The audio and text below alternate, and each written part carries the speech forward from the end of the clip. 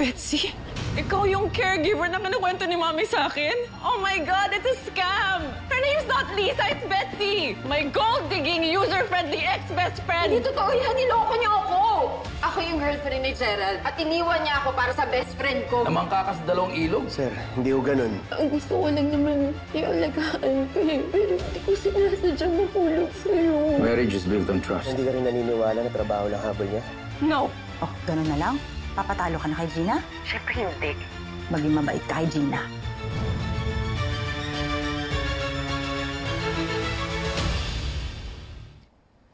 Hindi ko kaya na forever siyang galit sa akin. Best friend ko siya at gusto ko yung magkaayos na kami. Diyan sa likod mo, no? Oo. Gagawin ko ang lahat para bumalik yung dati naming samahan. Oh, di sige. Kalingon mong drama. Miss na miss ko na kaya yung best friend ko. Yung pang-award, ha? Sige, bye. Ay, Gina. Dito ka pala. Anong ginagawa mo dito? Bakit hindi ka pa umaalis? Dito ako nakatira. Kapal na mukha mo, Betsy. Hindi ka pa asawa. Piling mo, donya ka na.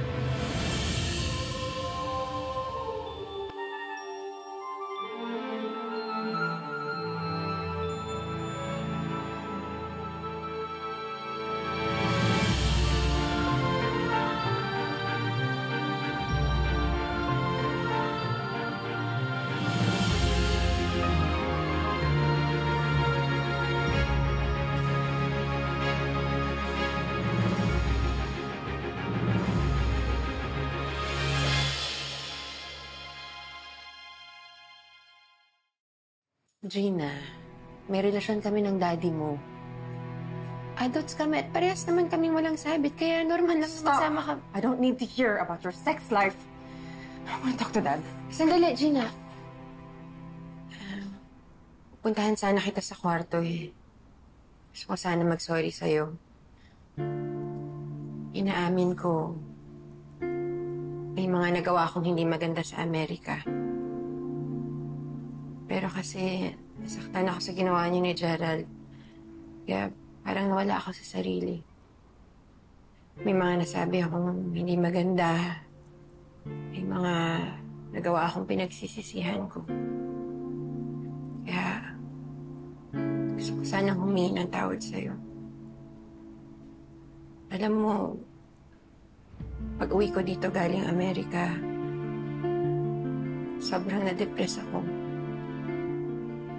Tapos, alam pa sa amin yung about sa fake marriage yun ni Gerald para sa green card. Kaya nung naging kayo,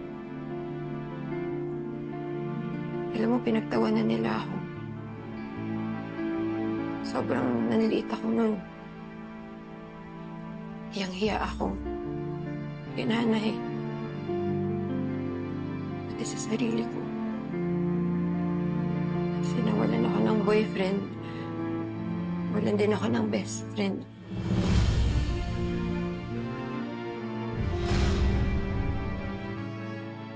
Sa Amerika pa lang, sama na nakatub ko sa'yo eh. Pinakasalan mo yan ako. Pero may girlfriend ka palang iniwan dito sa Pilipinas. Sir, alam ho ni Betsy ang lahat ng yun. Siya ho nagplano nun eh. Sa totoo lang po, ayoko pong pakasalan si Gina. Pero pinilit ho ako ni Betsy. Ah, napilit ka lang. So pinilit ka lang ng isang taong gawin ng isang bagay na ayaw mo. So kung pakainin kita ng lupa, na kahit na ayaw mo, kakainin mo. Feeling ko, tatapon na yung buhay ko. Sinubukan ko naman mag-move on para hindi ako ma-depress. Nag-apply ako sa ilang trabaho. Pero sa inyo lang ako natanggap. Nung inalagaan ko yung mami mo, nagkaroon ako ng bagong buhay. Nagkaroon ako ng purpose. Nagpapanik attack po kayo. Kaya hindi po kayo makahinga. Sundan niyo po ako. Dahan-dahan po yung paghinga natin, ha? Inhale po, inhale. Dahan-dahan. Inhale. Tapos labas po sa bibig. Exhale. Yan po tama po yung ginagawin niyo. Isa pa po. Kaya pa po, inhale sa ilong. Sobrang na-inspire ako sa mami mo. Hindi biro yung pinagdaanan niya. Sir, ako na po bahala. Ako na po bahala. Ma'am! Ma'am! Ma'am Hinda! Ma'am Hinda! Ito po, isuka niyo lang po! Isuka niyo lang po! Buong tapang niyang hinirap yung mga pagsubok niya. Sakit. Pati yung takot na may iwalay siya sa pamilya niya. At alam niyang malulungkot yung daddy mo pag nawala na siya. Gusto ko nga sana makapag-asawa ka pa eh. Yung magagawa, yung hindi ko na magagawa. Kaya pinagbili niya sa akin si Robert. Ibinili na kita kay Gina. Sabi niya, Pangako mo sa akin, ha? Aalagaan mo mabuti si Sir. yun yung huling sabi niya sa akin. Sir, ginawa ko lang ho yun para ho sa future ni Betsy. Ginawa mo yun dahil girlfriend mo siya, dahil gusto mo. Noong panahon lang po na yun. Dahil sa sobrang mahal mo, sinacrifice mo ang kalayaan mo para pakasalan ng aking anak. Anong tingin mo sa anak ko? Ha? Laruan? Na pwede mong ganun-ganin na lang to scratch and itch? Mahal ko ho si Gina. Sinabi mo rin, mahal mo si Betsy, di ba? Ngayon, mahal mo si Gina. Sir, Ano, tingin mo na? Pakinggan mo ako. Anong klaseng lalaki ang gumagawa nun? Ginagawa mo yon? Akala mo pwede kang pumalit, tumalon-talon sa kahit na sino babaeng gusto mo? Na parang ang bubuyog na patalon-talon sa lahat ng mga bulaklak na gusto mo, ganun ba? Sir, hindi ho ganun yun. Ibang klaseng hayop ka talaga, no?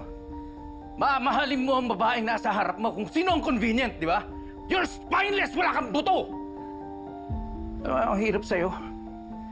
Ikaw, sinaktan mo yung dalawang pinakamahalagang babae sa buong buhay ko.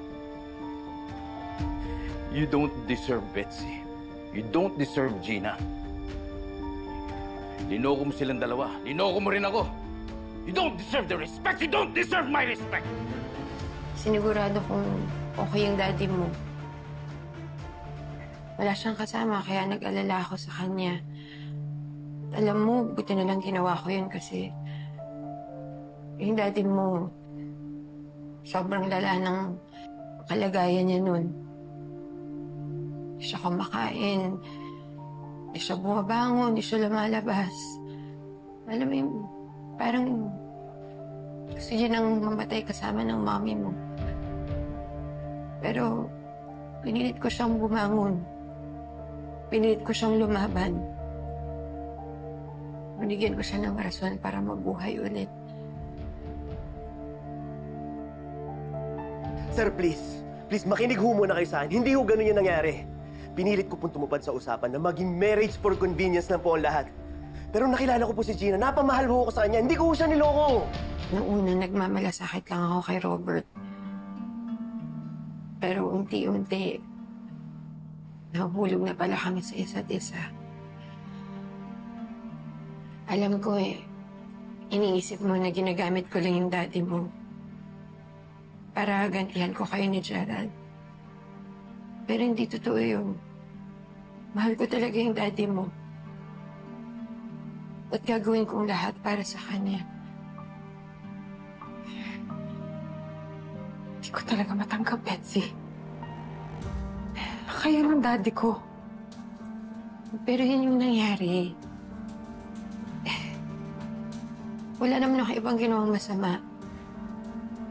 Ang kasalanan ko lang, minahal ko yung daddy mo. Katulad ng kasalanan mo, minahal mo rin si Gerald. Kahit alam mong boyfriend ko siya. Don't even use that as an excuse. Linoko mo siya. Girlfriend mo siya nun. Sir, magulo ho noong mga panahon na yon. Wala ho kaming intensyon ni Gina na lokohin ho si Betsy. Kaya kahit may nararamdaman ho kami sa isa't isa, pinili ho naming umiwas. Pero si Betsy ho ang gusto may pagbalikan eh. So, nakipagbalikan ka kay Betsy? Pero napatawad na kita doon. Kasi hindi mo naman madidiktahan yung puso. Sir, litong-lito ho ako ng mga panahon na yun. Matagal ko hong girlfriend si Betsy. Minahal ko siya ng totoo. Pero hindi ko rin ho maiwasan na mapamahal ho kay Gina.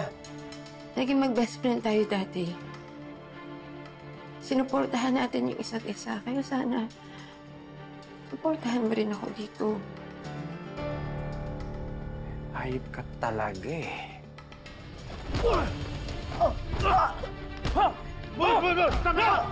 Minsan mo nang inagaw yung kaligayahan ko. Masaya na naman kayo ni Gerald, di ba? Hindi ko na kayo ginugulo.